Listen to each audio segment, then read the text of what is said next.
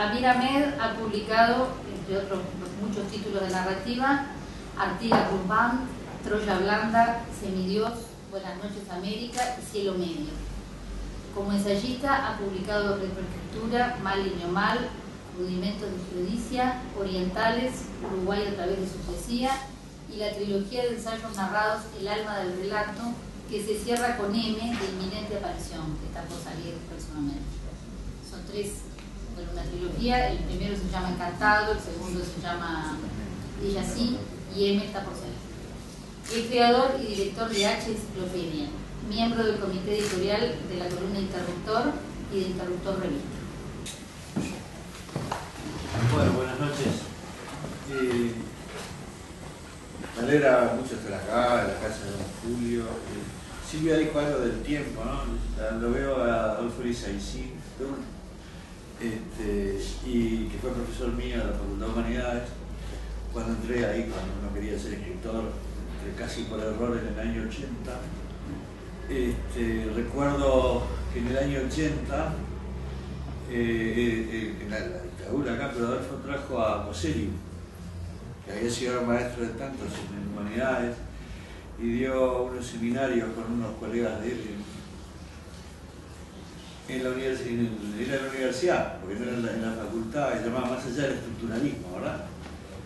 Y me acuerdo también, porque esas son anécdotas, que bueno, yo era compañero de Gustavo Espinosa, que iba a venir hoy y que no pudo venir. Y cuando estábamos, la verdad te lo cuento ahora, cuando estábamos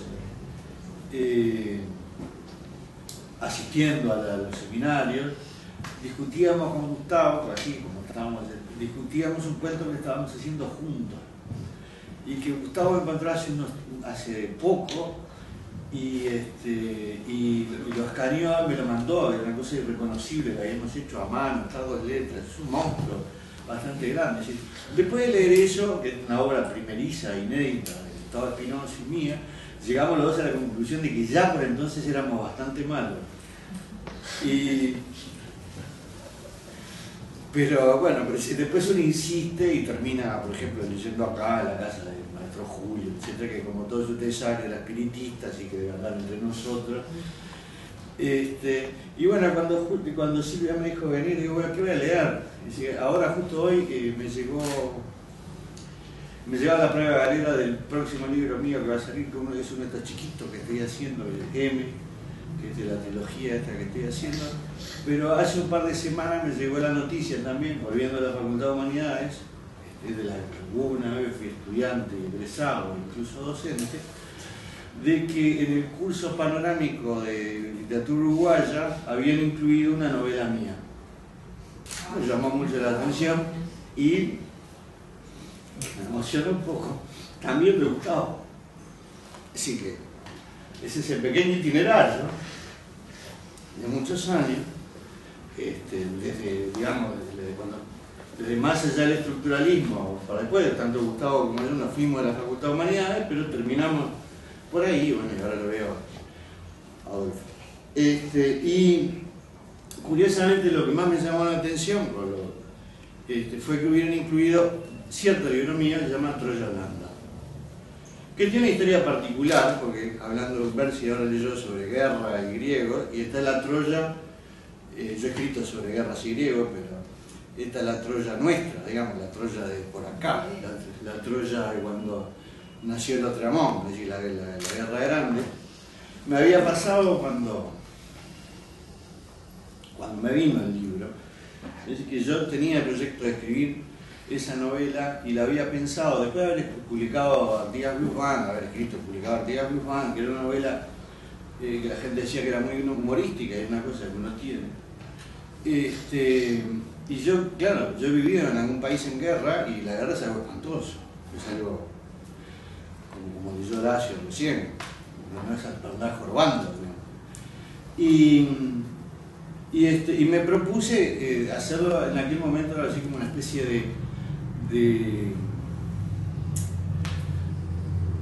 de arrorró horrible para un nene que era el Otramón, nuestro vecino acá, que estaba naciendo. Y escribí como 45 páginas, eso, y se trancó, la novela esa se trancó. Y bueno, ahí que yo ya había desestimado proyecto y estaba en otro, que iba a ser una novela sobre rock, y de repente una noche soñé todo el primer capítulo de lo que terminó siendo Troya Blanda, que es una novela en joda. Es decir, que uno cuando le suceden esas cosas se tiene que resignar. Entonces me pasó eso y por una época que no tenía para comer, porque de otra cosa me había quedado sin trabajo en humanidad, me había quedado sin trabajo en otro lado.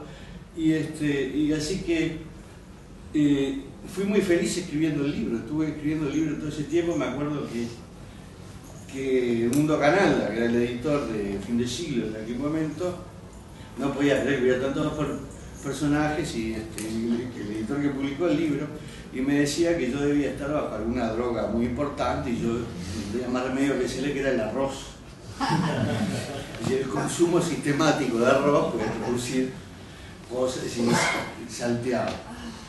Y esta novela, que bueno, que ahora está acá, tuvo una especie de historia rara en Uruguay, porque en realidad recibió muy malas críticas en su momento. Por eso también me llama la atención la vuelta en el itinerario. Sí, pasó algo raro también, es decir, esta novela fue concebida como homenaje a la época como un folletín. Entonces, cuando me dice Canal, le ¿cómo hacemos para promocionarlo? Le digo, ¿por qué no la sacamos en algún medio como folletín por entrega, como escribía la gente por ahí? Porque dice, bárbaro. Entonces él habló con un editor amigo, el editor amigo habló con su hombre de confianza de cultura, su hombre de confianza de cultura le dijo, no, este no es el género, no es el género para sacar esto, así que la negó. Después le hizo una reseña horrible en la misma página y a los pocos meses sacó un libro de él como folletín en esas páginas. Y después ha pasado que la historia más o menos sigue. Hace poco estábamos con Sandra López en Buenos Aires con una investigadora, en La Plata con una investigadora que venía de Alemania, donde había escrito un paper sobre Troya Blanda. Me dice, ¿vos sabés que yo voy por Montevideo? Y me dicen, nosotros eso allá no leemos. Así que como no lo leen, yo lo voy a leer acá, si les parece. Esto tiene, es decir, estaba armado y la novela está armada con unos acápites que simulan acápites de prensa. Entonces, lo que voy a leer es el comienzo de la novela. Dice, primera plana, teogonía, últimos reportes. Luego, detallado informe sobre el equilibrio planetario, el mundo, la revolución y sus frustraciones. Luego, un gran hombre pacifica la sede desde Roma, cobertura especial, pero es bastante ya avanzado en el capítulo y no va a llegar, no podemos llegar ahí, aparte me estoy comiendo todo el tiempo en preámbulo.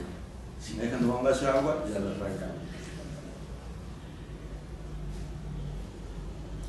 Era ese tiempo, no tan lejano, en que el cimero languidecía, sitiado por dentro y por fuera de sus ciudades. Lo acorralaban con alambres de telégrafo para hacerlo tropezar. Lo perseguían con placas sensibles y soluciones de plata para apresar sus emanaciones en las ondas de luz. Lo buscaban debajo del agua con cables de cobre y colorantes sintéticos para develarlo definitivamente en una mancha electromagnética y amonedarlo en plaquetas de galvanoplastia. Un ya largo y multitudinario complot lo había debilitado y no pocos confiaban que tardaría en recobrarse de la herida feroz recibida por la época en que el doctor Guillotin comenzó su cacería a modo experimental, liquidando a sus defensores y representantes.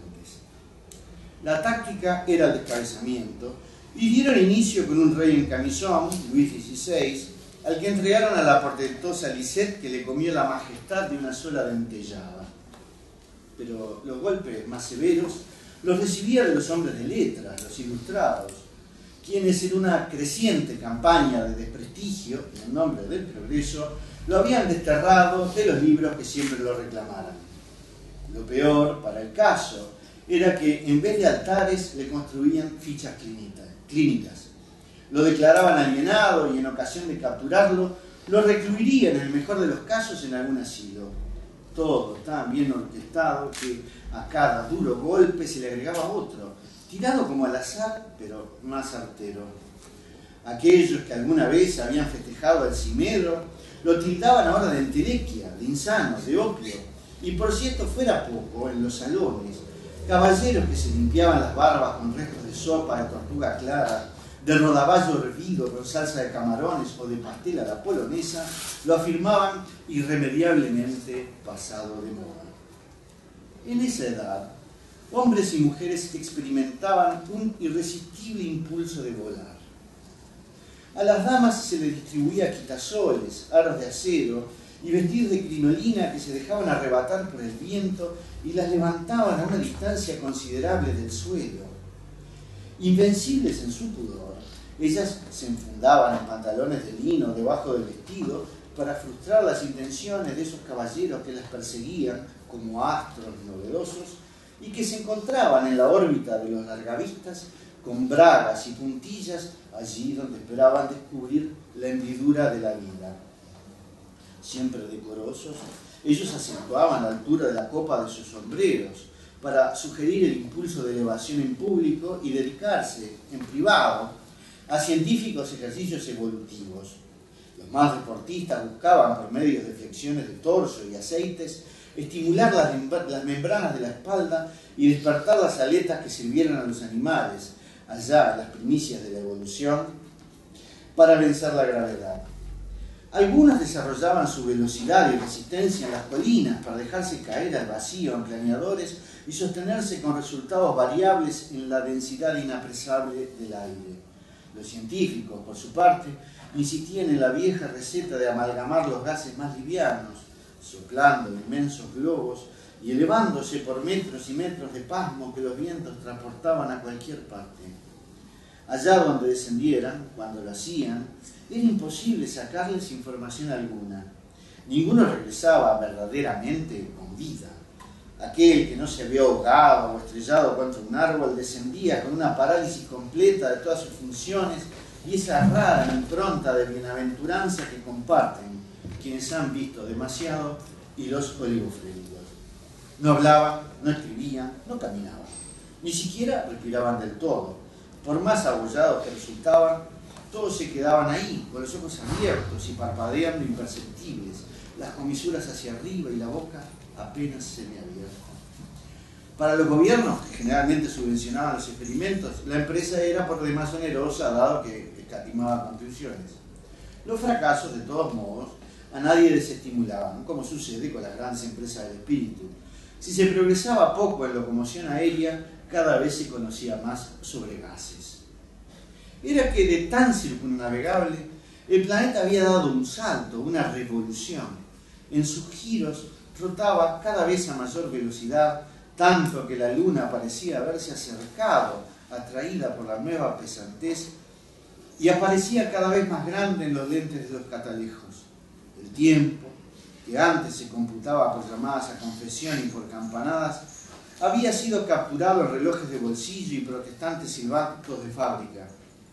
Así como algunos de estos relojes, el tiempo se había convertido en oro y de las fábricas emergían a la noche trabajadores escuálidos y renegridos de hollín, hijos del vapor y las combustiones, reclamando por el futuro. El rebaño de antes ahora se dividía en clases y la vida era una lucha. Estaban los ecológicos que querían ser seleccionados en el certamen de la naturaleza. Estaban los meramente politizados, reclamando un lugar decisivo en la historia porque la batalla era social y urgente. No faltaban tampoco las luchadoras del amor de Londres, que en número de 120.000 y en rubro prostitutas le disputaban a las buenas damas la mitad de sus maridos. Ese mundo, por otra parte, había trastrocado el espacio en una irrisión. Todo lo que antes se expandía como una incógnita en los vacilantes diseños de los cartógrafos era ya un plano preciso, exactamente medible y replegable, que agobiaba el impulso de los otrora imperiosos marinos. Nada quedaba para ser conquistado por esa vía. Ahora los descubridores y conquistadores no se llamaban ni Colón, ni Pizarro, ni tan siquiera Álvar Núñez Cabeza de Vaca, ni James Cook. el impulso que daba para conquistadores de gabinete o de laboratorio, que en vez de gritar tierra, tierra, de capturar indígenas y de inventar fantasmagorías sobre tal o cual continente, apuntaban con un microscopio y gritaban: «He aquí un vacilo, mi vacilo». Extendían vías de metal paralelas por infinidad de yardas más que conocidas y pregonaban que su nueva criatura se llamaba locomotora, o, sin haber descubierto nada, esgrimiendo una retorta, reclamaban el título provisorio de adelantados por estar a punto de hacer alguna cosa, como el caso del célebre biólogo francés que andaba en algo y lo proclamaba a las agencias, que iba a revolucionar, ya lo verán, la vieja leche que nos da la vaca. Ya fuera en circos, ya en exposiciones, había expertos que tomaban una vieja pila de volta, la daban vuelta, la recubrían y frente a multitudes estupefactas efectuaban demostraciones de ese nuevo chisporroteo que se escondía en los animales, en las cosas, en la gente y en los aires. Era como contener el relámpago en un cristal de Bohemia, como inventar el mundo de nuevo o como sostener a un gorila en un taco de alfiler. Era un nuevo tiempo y a nadie escapaba. Para sentirse modernos, todos guardaban algún souvenir de la era que para nada carecía por otra parte de utilidad. En el club, mientras finiquitaban negocios o subvertían, los caballeros cortaban sus puros con una guillotina, las damas le pedían a las cocineras que cortaran repollos con una guillotina y los hijos de los proletarios hacían sus primeras armas en escuelas especiales, rebanando sandías recubiertas con viejas pelucas entalcadas, compitiendo por un título de verdugo que Oxford, Heidelberg y la Sorbonne, con el fin de no precipitar aún más las cosas, se habían resistido a incluir en sus respectivos planes de estudio. Como la moda de los girondinos cuellos a la víctima, la era, entendían algunos, había comenzado con la Lisette de Guillotin, el invento humanitario renovador que desterrara el dolor físico de los ajusticiamientos. Una era de sufrimiento controlado y de miedo controlado, como ocurriera con el terror de Robespierre, no un pánico irracional y supersticioso. Para demostrarlo, Lisette la guillotina fue la reina del espectáculo y cantó como una diosa en funciones gratuitas en todas las plazas de Francia, descabezando a millares, indolora y limpia. Primero un repollo para verificar que el filo caía exacto y no produciría mayor espasmo ni agonía. Luego se disponía el aristócrata en cuestión, se retiraba delicadamente la peluca y se la colocaba en una canasta, al tiempo que con un crayón se le trazaba una línea en la nuca, para dejar posteriormente caer la hoja que con precisión arrancaba la testa como quien descorcha una botella de Beaujolais y el cráneo iba a caer precisamente allí donde la esperaba la vieja y postiza cabellera. De los millares de troncos se escapaban las almas a chorros, quedando así limpios y listos para ser estudiados por anatomistas. Las almas, siguiendo un impulso mesmérico de la presión de los gases, se juntaban a cierta altura y quedaban nimbadas, produciendo una solución que en el momento exacto sería estudiada en clases prácticas de análisis espectral. No había científico que ignorase, sin embargo, que la labor higiénica de Lisette producía algún efecto contraindicado en caso de que el precipitado de miasmas no fuera recuperado a tiempo. Parte del flujo se desprendía y ahí venían los riesgos que alimentaban el sensacionalismo. Tal fue el caso de la esposa del poeta Percy B. Shelley, la también escritora Mary, quien según algunos periódicos amarillistas de Devonshire y Manchester, confesaba haber sido acosada durante meses por un fantasma deforme o por un compuesto de varios espectros desmembrados que la persiguieron hasta el centro mismo de sus sueños, la poseyeron y le provocaron un parto bizarro en el que se produjo un niño ensamblado y remendado con miembros que parecían venir de diferentes cuerpos. Eso le trajo imperecedera fama, porque habiendo logrado ya cierta celebridad a partir de este episodio, contó su experiencia en una autobiografía que llamó El moderno Prometeo, mi Frankie y yo. La moda de los espectros inundó las artes y por esa época las instituciones más avanzadas competían por contratar nuevas e iridiscentes estrellas. El divo de París por varias temporadas fue el cotizado fantasma de la ópera, envidiado por sus colegas, quienes de inmediato formaron una coalición para recorrer el continente en una gira estremecedora lanzada subrepticiamente. Un futurista alemán, residente en Londres, fue el primero en avisorarlo y, si bien carecía de los elementos de medición necesarios y de la tecnología adecuada para computar los alcances, lanzó la noticia de buenas a primeras, considerando, acertadamente, que era mejor anunciar la estampida espectral que preguntar cuántos eran. Fue así que a tiempo, pero con algún error, no hubo ciudadano que ignorara que en ese instante aquel viejo mundo asistía a un fenómeno inédito e irrepetible, y en los salones, en los teatros, en las glorietas perfumadas, incluso en conversaciones íntimas de boudoir, repiqueteaba la frase del momento: un fantasma recorre Europa. Gracias.